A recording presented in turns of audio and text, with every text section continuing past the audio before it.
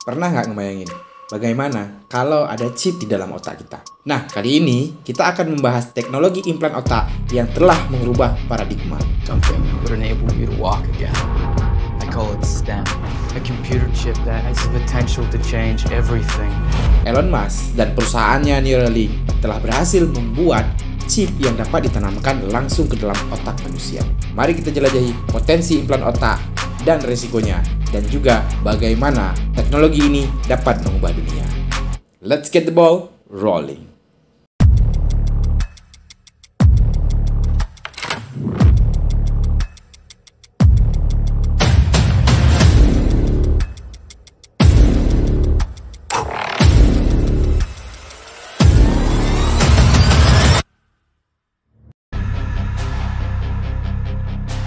Nah, sebelum kita membahas terkait pasien atau manusia pertama yang telah berhasil menanamkan chip di dalam otaknya, sebaiknya kita membahas dulu apakah itu Neuralink. Neuralink adalah perusahaan milik Elon Musk yang didirikan bersama timnya yang berbakat pada tahun 2016. Dengan misi ambisiusnya, mereka ingin mengembangkan chip yang dapat langsung ditanamkan ke otak manusia. Nah, tujuannya ialah supaya kita bisa berkomunikasi dengan perangkat sehari-hari seperti laptop dan smartphone yang dapat kita kendalikan dengan pikiran. Bayangkan, kita tidak perlu menyentuh layar ataupun keyboard sama sekali. Kita bisa mengendalikan smartphone maupun laptop hanya dengan pikiran. Selain membuka pintu bagi superpower ala cyborg, Neuralink juga berfokus pada perawatan medis. Mereka ingin membantu orang-orang yang memiliki gangguan saraf seperti kelumpuhan, tuli atau buta agar bisa beraktivitas kembali secara normal. Pada Mei 2023, Neuralink berhasil mendapatkan izin dari Food and Drug Administration atau yang disingkat dengan FDA untuk melakukan uji coba klinis pertama pada manusia, yang artinya Neuralink sudah dapat izin untuk menanamkan chip di dalam otak manusia. Nah, 4 bulan kemudian, tepatnya pada bulan September tahun 2023, Neuralink mulai merekrut peserta untuk ikut di dalam program pengembangan chipset ini.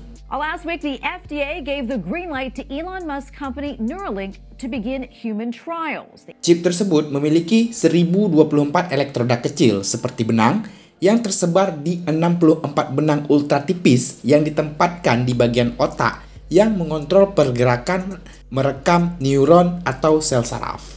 Nah, neuron adalah sel saraf yang mengirim pesan ke seluruh tubuh kita, mengendalikan hampir semua fungsi manusia. Dengan benang-benang ini, Neuralink dapat mendeteksi dan menginterpretasi sinyal otak dengan presisi tinggi. Chip yang dinamai dengan N1 chipset memiliki ukuran sekitar 8 mm dan ditanamkan ke otak manusia dengan menggunakan robot bedah. Kemudian, untuk perangkat yang bertugas untuk melakukan proses antara otak dengan perangkat luar, itu disebut dengan the link. Nah, perangkat yang sebesar koin ini bertugas untuk mengumpulkan semua informasi dari benang-benang elektroda tersebut. Tepatnya pada Januari tahun 2024, Neuralink melakukan pencangkokan atau implan otak untuk yang pertama kali kepada manusia. Pasien pertama tersebut bernama Nolan R. Buck. Nolan lahir pada tahun 1993 atau 1994. Dia adalah seorang quadriplegic. Susah bacanya. Tulisannya seperti ini ya. Nah, apa itu quadriplegic? Menurut Halodoc, quadriplegic adalah kelumpuhan keempat tungkai dan badan yang disebabkan oleh penyakit ataupun cedera pada otak maupun saraf tulang belakang. Nolan lahir di Yuma, Arizona, Amerika Serikat. Dan sebelumnya dia adalah mahasiswa dan atlet A&M University. Nah, pada tahun 2016, dia mengalami kecelakaan pada saat berenang. Ketika itu, dia bekerja sebagai konselor di Island Lake Camp di Taruka, Pennsylvania. Nah, kecelakaan tersebut membuat Nolan mengalami cedera tulang belakang yang parah dan membuatnya mengalami quadriplegia, paralisis dari bahu ke bawah. Oke, long short story, Nolan adalah manusia pertama yang menerima implan otak antarmuka komputer ini. Hey, I'm Nolan. 7 years ago, I dislocated my C4, C5 while swimming in a lake. There were a lot of things to adjust to. Some things I would have never guessed would be difficult became very difficult. It's Nolan's biggest dream right now to become independent. I hope that this study not only helps him to do that, but it also helps technology to advance in quadriplegics. I'm really excited to be a part of this Neuralink project. I want to help out people down the road as much as I can. Nah, kemudian kita masuk ke proses operasi. Proses penanaman chip ke dalam otak sangat rumit. Robot bedah akan mengambil bagian di dalam tengkorak dan menggantikannya dengan implan chip tersebut. Kemudian, kabel yang memanjang dari implan melintasi otak. Saya kutip dari Life Science, semula Nolan tidak tahu atau tidak sadar bahwa sudah ada chip di dalam otak dan tenggorokannya. Ada lebih dari 1000 elektroda di dalam setiap kabel. Elektroda ini berfungsi sebagai sensor untuk menangkap dan mengirim sinyal listrik dari otak. Sinyal ini kemudian diolah dan digunakan untuk mengendalikan perangkat eksternal. Nah, kemudian apa yang dirasakan Nolan setelah operasi atau pasca operasi? I'm obviously the first person with the Neuralink implant. It's life-changing. It really is. It makes being, it's going to sound kind of crazy, but it makes being paralyzed really not that bad. Just thinking about someone, say, breaking their neck or dislocating their neck, going into a hospital, and 2 days later, like getting surgery, getting an implant, something, 2 days later, walking out, like that is just, it's such a real possibility now. And that it makes me like so happy that other people don't have to go through this. It's everything I could have ever asked for, and to be a part of it, and to be helping in some way, to be able to be useful in some way, it completely changed how I live. I'm waking up at 6, 7 in the morning just excited for the next day, and that's something that I never thought would happen to me ever again. It's more than I could ever ask for. So thank you guys. Thank you so much. Dalam siaran langsungnya dengan pihak Neuralink, dia mengungkapkan operasi yang dijalaninya sangat mudah.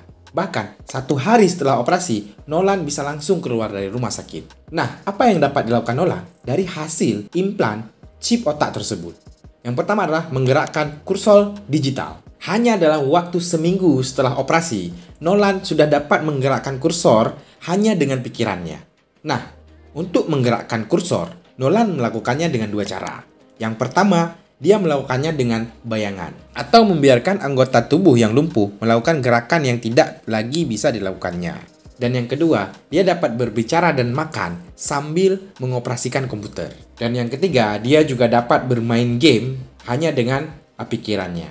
Dan dia telah memecahkan rekor kecepatan dalam menggerakkan kursor komputer mencapai 8 bit per detik. Hello. We're thrilled to introduce Neuralink's PRIME study, the first clinical trial of a groundbreaking experimental device that could help transform the lives of people with paralysis. Imagine the joy of connecting with your loved ones, browsing the web, or even playing games using only your thoughts. Nah, apa keuntungan dari brain-computer interface? Yang pertama adalah kemandirian bagi penyandang disabilitas. BCI memungkinkan orang dengan disabilitas mengendalikan perangkat elektronik hanya dengan pikiran mereka. Ini membuka peluang baru bagi mereka untuk berkomunikasi, bergerak, dan berpartisipasi dalam kehidupan sehari-hari. Kemudian yang kedua, BCI dapat membantu meningkatkan kemampuan kognitif manusia, termasuk retensi memori dan waktu reaksi. Ini relevan dalam pendidikan, pelatihan, maupun rehabilitasi. Dan yang terakhir adalah potensi medis. BCI dapat digunakan dalam pengobatan penyakit neurologis seperti stroke, ALS, dan cerebral palsy. Dalam hal ini, BCI juga memiliki resiko-resiko seperti invasivitas. Invasivitas melibatkan pembedahan untuk menanamkan elektroda di otak, resiko infeksi, pendarahan, dan kerusakan jaringan yang selalu ada. Kemudian, privasi dan keamanan data. Nah, BCI mengumpulkan data otak kita. Perlindungan privasi dan keamanan data menjadi sangat krusial.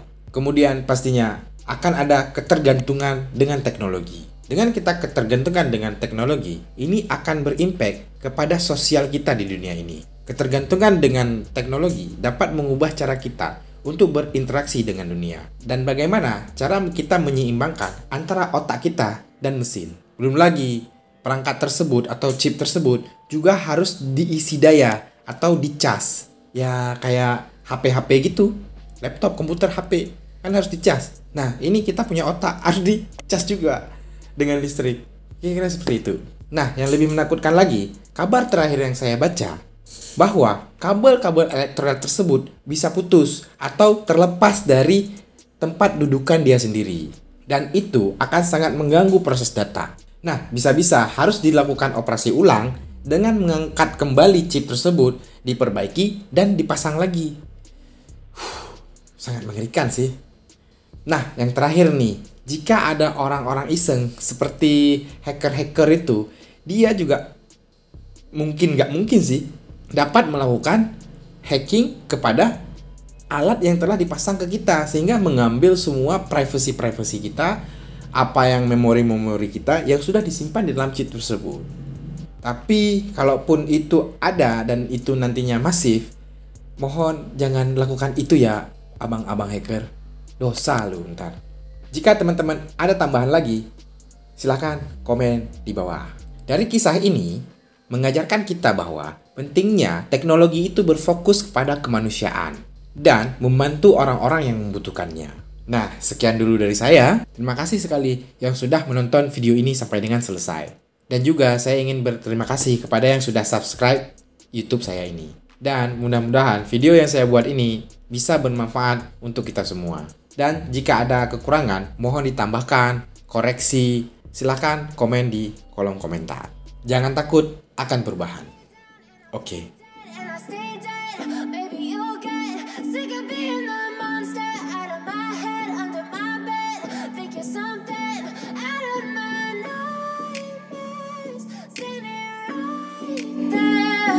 But if I lay down and I play dead and I stay dead, then will you get